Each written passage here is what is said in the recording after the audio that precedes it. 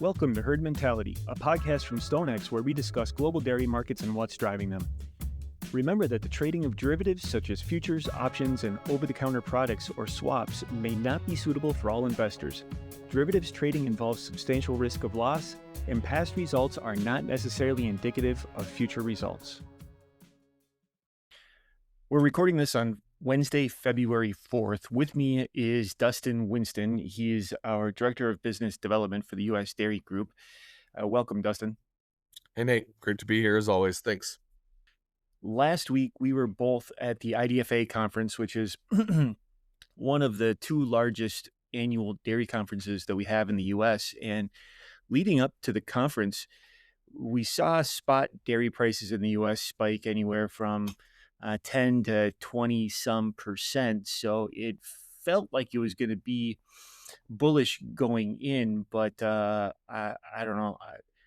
There were mixed comments, but I don't think things were as bullish as I was expecting it to be. I guess we'll run through it product by product. What did you hear for whey products? You're right. The sentiment was a buzz. I had a lot of fun, and it was great to have folks talking about something. In particular, one of those topics was whey. Everybody, without fail, that was the one consistent product that everyone talked about. Everyone was very high on the demand, the future for demand, continuing to see tight supply, and the way different high protein producers that I talked to were in a large part trying to shift to higher spec product as well. So they're looking for 80, 85, 90% protein levels. And it sounds like that's what the consumer is demanding right now, and further processing is interested in, not as much the commoditized 34 or even like 70% protein. I guess the high protein whey products was the one thing that I think everybody was fairly bullish on. Yeah, I didn't talk to a whole lot of people about the lower protein stuff. We did push CME spot dry whey up to some new highs for this move, and then we pulled back something like 4 cents on Tuesday. I obviously there is very strong consumer demand for the high protein stuff, but historically, when we get up to these price levels, we do see demand drop off for the lower protein products. So I don't know. I think dry whey prices are going to be above average this year, but I'm still expecting a little bit of a pullback there, even if we continue to see strength on the high protein products. Sticking with protein, I think the non-fat market, skim milk powder, has been the biggest surprise of 2026 so far. It felt so bearish November into December, and then we started to see some strength, and now it has just absolutely taken off. What did you hear around skim powders? I think that cannot be said any better, Nate. Uh, I knew of a couple of folks very quickly into the conversation mentioned they got caught by surprise on that market. I I think it's a function of a couple of things, but mostly it comes down to supply and the tightening supply that we had from my perspective. A big part of that, and I think we'll want to touch on is the ultra filtered side. We're taking a lot of solids out of that product, so we don't have as much to manufacture, and because demand and as well as like the value of solids, that's kind of been our last place to put it for quite some time because you can store. We saw a lot of folks focus on where else they can shift that value, but demand came back in not a crazy way, but it came back into the market, and so we saw that kind of that spring jump a little bit. So I think Yeah, there might be some legs here to this one. I think it's done what it's done, and I don't know that it's sustainable at these levels. But the sense that I get is it's a double whammy of supply turning out lower than expected, with skim solids going into UF skim instead of going into the dryer. More milk going into cheese in the south central US compared to a year ago, which has reduced the amount of drying that we have in that region. And then processors didn't want to carry a lot of powder into a declining market, so they've been aggressive in clearing whatever they're producing, which is keeping those inventories on the lighter side.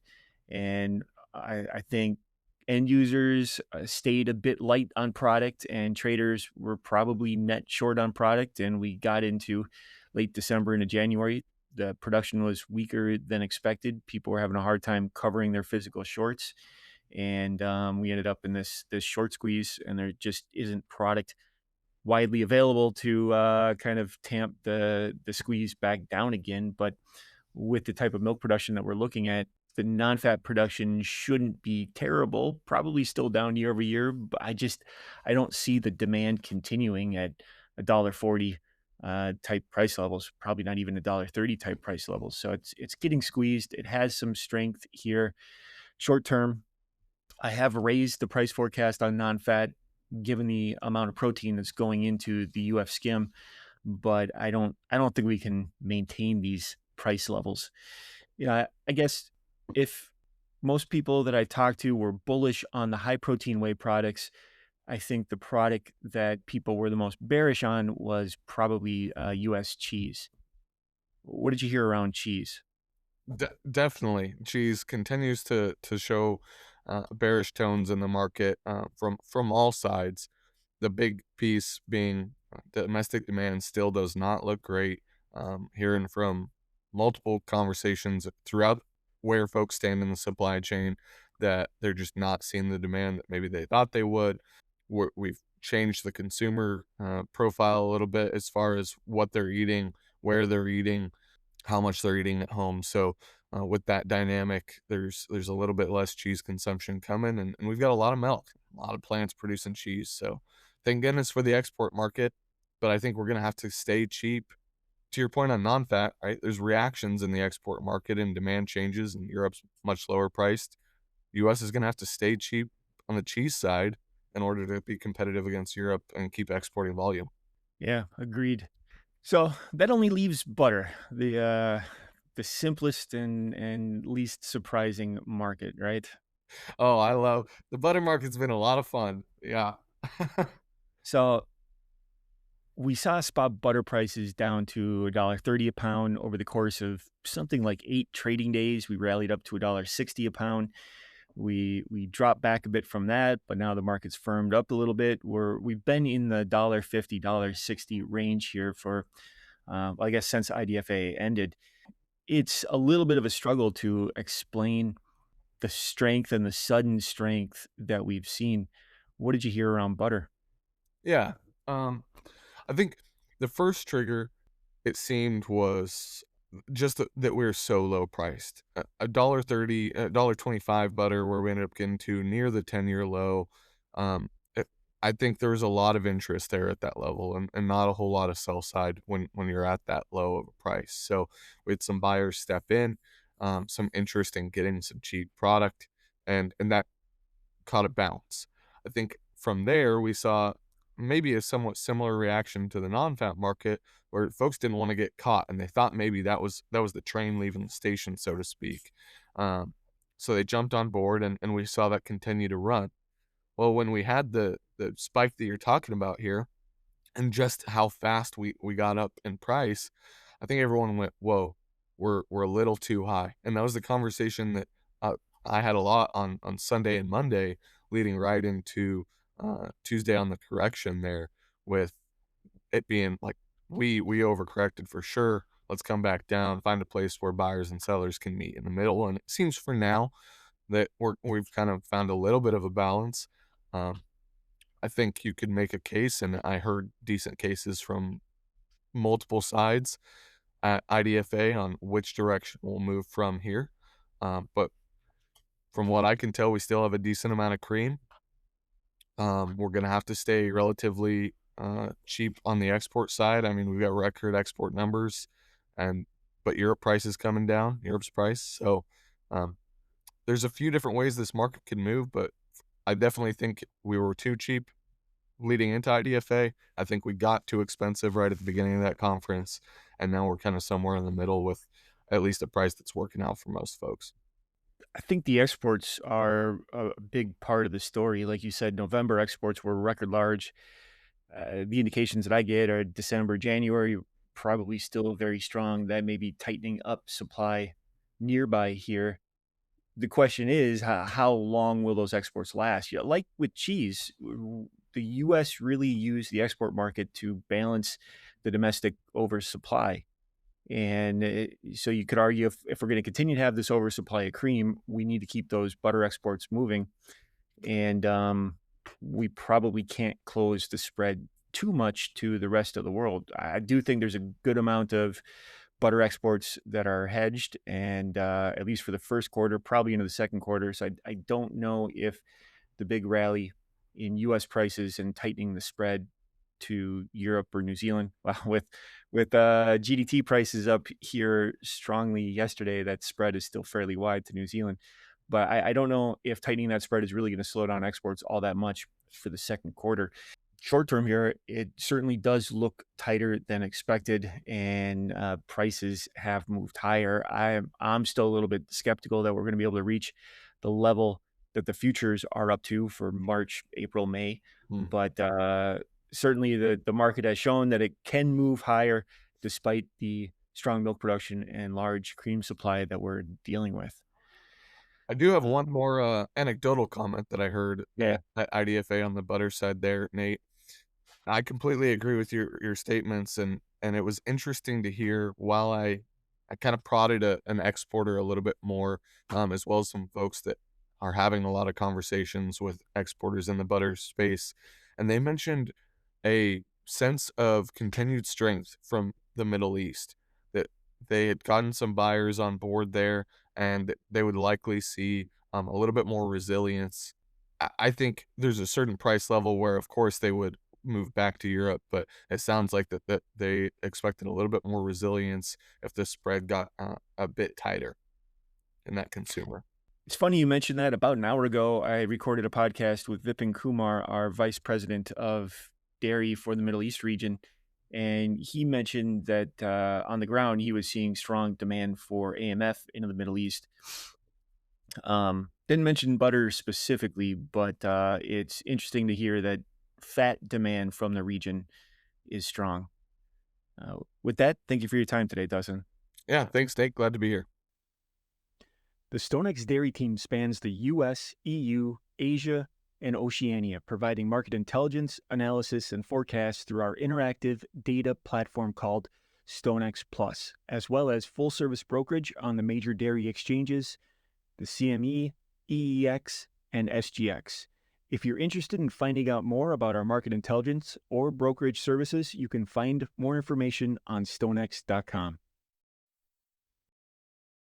This communication is issued in the European Economic Area by StoneX Financial Europe SA, SFE by the SFE presenters noted. StoneX is the trade name used by StoneX Group Inc. and all its associated entities and subsidiaries. StoneX Group Inc. companies provide financial services worldwide through its subsidiaries, including physical commodities, securities, exchange-traded and over-the-counter, under derivatives, risk management, global payments, and foreign exchange products in accordance with applicable law in the jurisdictions where services are provided. References to certain over-the-counter products or swaps are made on behalf of StoneX Markets, LLC SXM, a member of the National Futures Association NFA and provisionally registered with the U.S. Commodity Futures Trading Commission CFTC as a swap dealer. SXM products are designed only for individuals or firms who qualify under CFTC rules as an eligible contract participant ACPAT and who have been accepted as customers of SXM. Wealth management is offered through SA Stone Wealth Management Inc., member FINRA/SIPC, and SA Stone Investment Advisors Inc., and SEC Registered Investment Advisor, both wholly owned subsidiaries of StoneX Group Inc. StoneX Financial Limited SFL is registered in England and Wales, company No. 5,616,586.